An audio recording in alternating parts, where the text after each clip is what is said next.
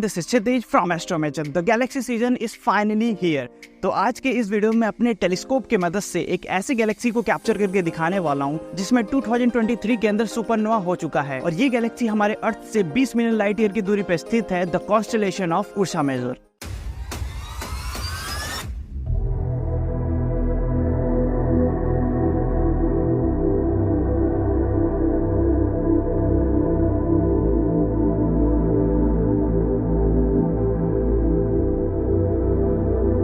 The stunning view of Messier 101, जिससे आप लोग पिनव्हील गैलेक्सी के नाम से भी जानते होंगे। ये जो मेसियर ऑब्जेक्ट है 1,70,000 के लाइट ईयर के रेडियस में फैला हुआ एक गैलेक्सी है जो कि हमारे मिल्की वे गैलेक्सी का 2 गुना है और एटलीस्ट इसमें 1 ट्रिलियन से भी ज्यादा स्टार्स हैं। और अगर आप लोग यहाँ पर इसके स्पाइरल आर्म्स को ध्यान से देखो तो यहाँ पर लार्जर रीजन के अंदर स्टार फॉर्मिंग नेबुलाज हैं जहाँ पर नए नए स्टार्स का जन्म होता है और ऐसा भी आप लोग कह सकते हो कि नए नए सोलर सिस्टम का जन्म होता है, जो कि बहुत ही फैसिनेटिंग थिंग है। रिसेंट स्टडीज के अकॉर्डिंग मुझे ये पता चला है कि ये Galaxy one of the most largest and detail Galaxy है जो कि हबल ने कैप्चर करा है 28 फरवरी 2006 को। नासा और यूरोपियन स्पेस एजेंसी मिलकर इस गैलेक्सी की मोस्ट डिटेल इमेज क्रिएट करी है, जो कि आप लोग यहाँ पर देख भी सकते हो। और इस इमेज को क्रिएट करने के लिए 51 इंडिविजुअल एक्सपोजर लिया गया है हबल टेलीस्कोप से, वो भी विजुअल स्पेक्ट्रम में रहकर, और साथ में जो ग्राउंड बेस्ड डाटा था उसको कंपोजिट कर इस इमेज को क्रिएट करा गया है, जो कि काफी ब्यूटीफुल लग रहा है। यहाँ तक देखा जाए पिनव्हील गैलेक्सी को कई तरीके से कैप्चर करा गया है।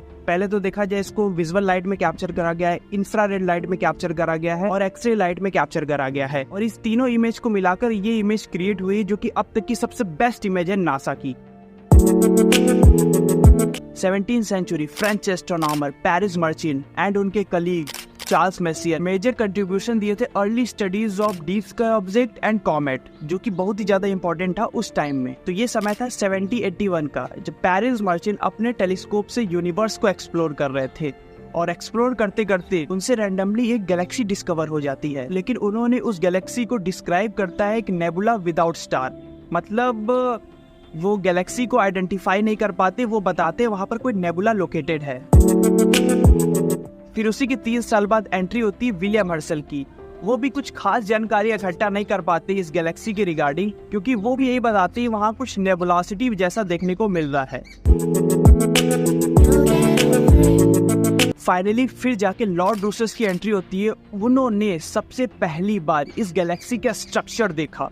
19th सेंचुरी के हाफ में इन्होंने सबसे पहली बार ऑब्जर्व करा इस गैलेक्सी को अपने 72 इंच डायमीटर वाले रिफ्लेक्टर टेलीस्कोप से, और उन्होंने मल्टीपल स्केचेस ड्रॉ करे उस गैलेक्सी की, जो कि बहुत ही प्राउड मोमेंट था उनके लिए। और जाते जाते उन्होंने ये भी बताया कि इसका जो अपैरेंट मैग्नीट्यूड है 7.9 है और आप लोग इस गैलेक्सी को ऑब्जर्व कर सकते हो अपने बायनोकुलर्स और स्मॉल टेलीस्कोप से। अगर देखा जाए तो इस गैलेक्सी का जो डिस्टेंस है हमारे अर्थ से करीब 20 से 25 मिलियन लाइट ईयर दूर हमारे अर्थ से लोकेटेड है उर्सा मेजर कॉन्स्टेलेशन के अंदर। और एक बात आप लोग ध्यान से सुन लीजिएगा, इस गैलेक्सी को अगर आप लोग अपने स्मॉल टेलीस्कोप से देखते हो तो आपको फेंट उसका स्ट्रक्चर देखने को मिलेगा, और कंडीशन यही है तभी आप लोग इसका फेंट स्ट्रक्चर देख पाओगे, इसके स्पाइरल आर्म्स का फेंट स्ट्रक्चर, जब आप किसी डार्क एरिया में रहो। वेरी डार्क एरिया मैं बोल रहा हूँ, point should be notice, very dark area. आप लोग बॉटल स्काई 4, 3, 2, 5 से नहीं देख पाओगे। इसको देखने के लिए आपको बॉटल स्काई 1 में जाना पड़ेगा, वो भी स्मॉल टेलीस्कोप से देखने के लिए मैं बता रहा हूँ। बड़े टेलीस्कोप से देखना है तो आपके पास अगर 130 mm का टेलीस्कोप है तो आराम से आप इसको ऑब्जर्व कर सकते हो अपने टेलीस्कोप के मदद से। वेदर कंडीशन की बात करी जाए तो वेदर काफी प्रिटी ऑसम है। आप लोग यहाँ पर देख भी सकते हो कोई भी क्लाउड्स देखने को नहीं मिल रहा है। लेकिन एक चीज होता है, जब भी ये हमारा सन, आप लोग यहाँ पर देख सकते हो अभी का जो टेम्परेचर करंट स्टेटस है हमारे एरिया का 45 डिग्री सेल्सियस है, और जब ये सनसेट होता है यहाँ से तो यहाँ पर रात में ढेर सारे क्लाउड्स आ जाते हैं। लेकिन अभी तो कोई क्लाउड देखने को नहीं मिल रहा है, तो होपफुली रात में अगर क्लाउड नहीं रहता है तो 8 बजे के आसपास यहाँ पर नॉर्थ एरिया में हमारा उर्सा मेजर कॉन्स्टेलेशन यहाँ पर आ जाता है। धीरे धीरे वो वेस्ट की तरफ मूव करना स्टार्ट हो जाता है। तो हम लोगों का सबसे बेस्ट टाइम है इसको कैप्चर करने का। देखते हैं हम लोग आज कैप्चर कर पाएंगे कि नहीं, ये तो वेदर के ऊपर डिपेंड करेगा। तो चलिए दोस्तों वीडियो में आगे बढ़ते हैं।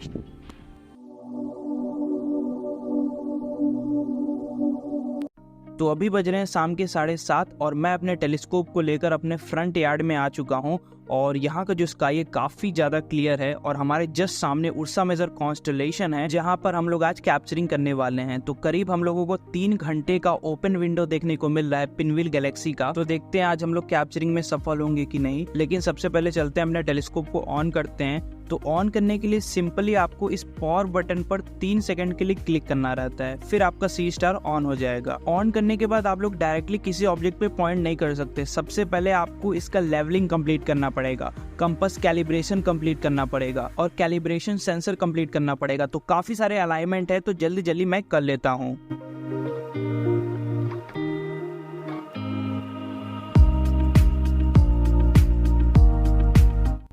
हमारे टेलीस्कोप का जो अलाइनमेंट है वो कंप्लीट हो चुका है। अब हम लोग अपने टारगेट की तरफ बढ़ते हैं। तो टारगेट को कैप्चर करने के लिए सबसे पहले आपको सी स्टार एप्लीकेशन ओपन करना है, फिर सर्च ऑप्शन में जाकर आपको यहाँ पर राइट करना है M101। इसे आप लोग पिनव्हील गैलेक्सी के नाम से भी जानते होंगे। देन गो गेजिंग के ऑप्शन पे क्लिक करने के बाद जो हमारा टेलीस्कोप होगा वो स्लो होना स्टार्ट हो जाएगा पिनव्हील गैलेक्सी के तरफ। और फिर अब मुझे 3 स्टार अलाइनमेंट करना पड़ेगा, कम से कम 15 मिनट लगेगा। मैं आपको डायरेक्ट अब कैप्चरिंग के साथ मिलता हूँ।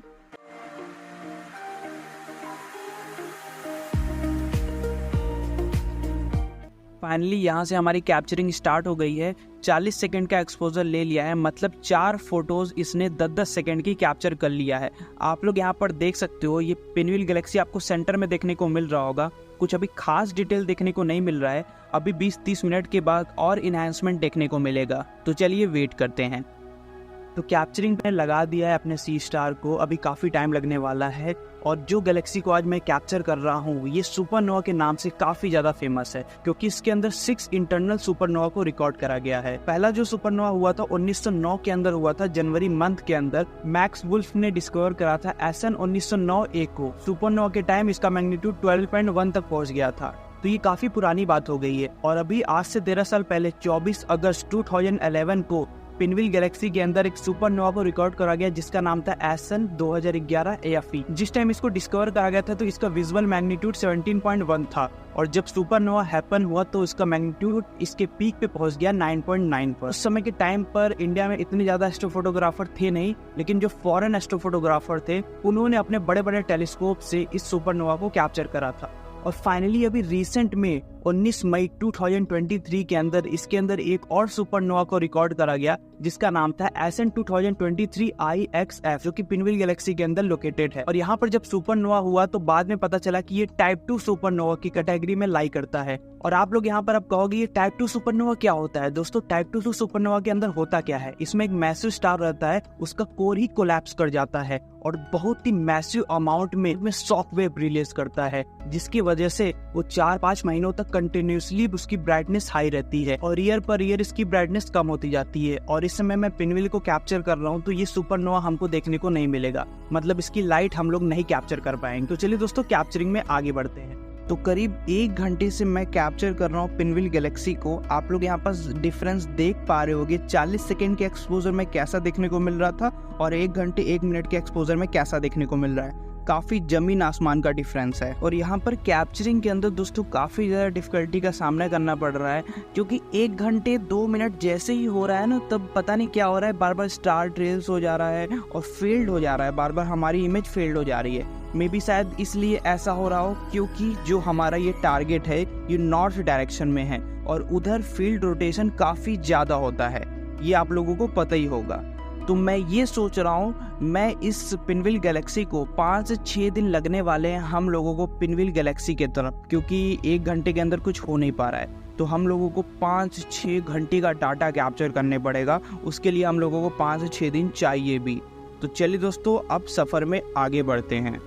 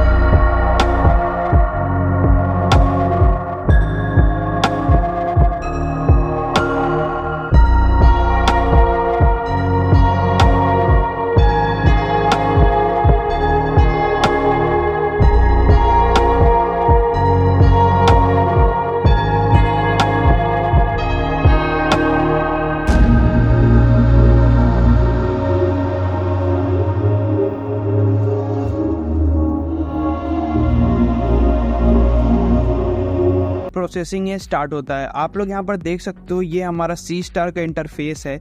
यहाँ पर मैंने जितनी भी इमेजेस कैप्चर करी है पिछले 6 दिन के अंदर, मैं आपको यहाँ पर दिखाता हूँ। यहाँ पर आप लोग देख पा रहे हो कि मैंने मेसियर 101 की करीब 2300 इमेजेस कैप्चर करा है। मैं आपको एक सिंगल फ्रेम ओपन करके दिखाता हूँ। पहले तो आप लोग यहाँ पर ये देखो मैंने कितने ढेर सारे इमेजेस कैप्चर करे हैं। पहले ये देखो 7 तारीख का लेटेस्ट में कैप्चर करा, फिर उसके बाद आप लोग यहाँ पर देखो मैंने 6 तारीख को भी कैप्चर करा, फिर उसके बाद देखो मैंने 5 तारीख को भी कैप्चर करा। फिर ऐसे ही करते करते मैंने लगातार 6 दिन तक कैप्चरिंग करी है। तो यहाँ पर आप लोग देख सकते हो इसका सिंगल फ्रेम है, ज़्यादा डिटेल तो देखने को नहीं मिल रही है। तो डिटेल लाने के लिए पहले तो मैं चलता हूँ, सबसे पहले सारे इमेजेस को सेलेक्ट करता हूँ और फिर स्टैक करता हूँ। और इसमें एक बहुत ही बढ़िया ऑप्शन देखने को मिला है, मतलब इसमें एक स्टैकिंग प्रोसेसर इसके अंदर पहले से इनबिल्ट करके दिया गया है। मेरे कहने का मतलब है अगर आपके पास लैपटॉप है नहीं या कंप्यूटर है नहीं तो आप लोग अपने इमेजेस को इसमें खुद से प्रोसेस कर सकते हो। बहुत ही ईजी तरीका है। तो सबसे पहले आपको यहाँ पर डीप्स का स्टैकर देखने को मिल रहा होगा। सारे इमेजेस को सेलेक्ट करना है। सेलेक्ट करने के बाद आपको यहाँ पर स्टैक वाले बटन पे क्लिक करना है। करीब 1 से 2 घंटे में मुझे स्टैक इमेज दे देगा। फिर मैं आपको सीरियल में प्रोसेस करके दिखाता हूँ। तो हम अपने कंप्यूटर स्क्रीन पर आ चुके हैं। यहाँ पर आप लोग देख सकते हो स्टैक डाटा है पिनव्हील गैलेक्सी का, जो कि हम लोगों ने सी स्टार के अंदर स्टैक करा था। तो अब हम लोगों को प्रोसेसिंग करनी है। तो सीरियल सॉफ्टवेयर को सबसे पहले मैं ओपन करता हूँ। तो ओपन करने के बाद तो कुछ ऐसा इंटरफेस देखने को मिलेगा। फिर फाइल को आप लोगों को सेलेक्ट करना है। तो यहाँ पर आप देख पा रहे हो कि करीब 12 MB का फाइल है। तो मैं जल्दी से इसको सीरियल के अंदर ओपन करता हूँ। फिर यहाँ पर आप नीचे देख पा रहे हो कि आपको यहाँ पर लीनियर मोड देखने को मिल रहा होगा, उस पर क्लिक करना है। क्लिक करने के बाद ऑटो स्ट्रेच कर देना है। तो यहाँ पर आप लोग फर्स्ट इंप्रेशन देख सकते हो स्टैक डाटा का, काफी नॉइजी देखने को मिल रहा होगा आप लोगों को, और फील्ड रोटेशन भी यहाँ पर देखने को मिल रहा है, जिसकी वजह से थोड़ी इमेज में आपको खराबी देखने को मिल रही होगी। तो मैं सबसे पहले इसको क्रॉप करता हूँ। फिर आपको इमेज प्रोसेसिंग के ऊपर क्लिक करना है। फिर यहाँ पर रिमूव ग्रीन नॉइज देखने को मिल रहा होगा, उस पर क्लिक करना है और फिर अप्लाई कर देना है। तो जितनी भी ग्रीन नॉइज होगी वो रिड्यूस हो जाएगी। सो अगेन आपको इमेज प्रोसेसिंग पे जाना है, बैकग्राउंड एक्सट्रैक्शन ओपन करना है, जनरेट करना है, फिर कंप्यूट बैकग्राउंड करने के बाद आपको अप्लाई कर देना है। फिर ये आपका हो जाएगा। फिर यहाँ से आपको कलर कैलिब्रेशन में जाना है, फिर फोटोमेट्रिक कलर कैलिब्रेशन में जाना है, फिर जनरेट करना है, फिर अप्लाई कर देना है। थोड़ा सा प्रोसेस करने में टाइम लेगा। अब यहाँ पर आप लोग देख सकते हो पहले से कुछ ज़्यादा इनहैंस हो चुकी है हमारी पिनव्हील गैलेक्सी। तो चलिए दोस्तों मैं जल्दी से प्रोसेसिंग कंप्लीट कर लेता हूँ, नहीं तो बहुत ज़्यादा टाइम ले लेगा।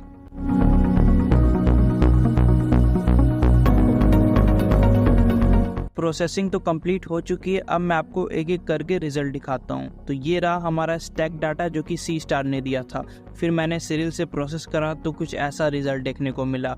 फिर मैंने इसको डीनॉइज करा, फिर यहाँ पर आप लोग देख सकते हो। फिर मैंने कलर्स को ऐड करा, तब यहाँ पर आप देखिए कितना ज़्यादा डिटेल देखने को मिल रहा है पिनव्हील गैलेक्सी का। और ये मेरा अब तक का सबसे बेस्ट है, क्योंकि मैंने 5 घंटे का डाटा कैप्चर करा। ये बहुत ही बड़ी बात होती है। फाइनली दोस्तों अब मैं ये जो स्टैक डाटा है सी स्टार का, मैं हर्षवर्धन भैया को भेजता हूँ। यहाँ पर आप लोग देख सकते हो ये इनकी इंस्टाग्राम ID है, और वो प्रोसेस करके अब मुझे भेजेंगे। तो मैं आपको दिखाऊंगा उन्होंने क्या प्रोसेस करा है, हमसे कितना ज़्यादा अच्छा वो कर पाए हैं, क्योंकि मेरी इतनी प्रोसेसिंग अच्छी नहीं है, उनकी बहुत ही अच्छी है। तो चलिए दोस्तों अब मैं आपको सारे फाइनल रिजल्ट स्क्रीन पे लगा के दिखाता हूँ।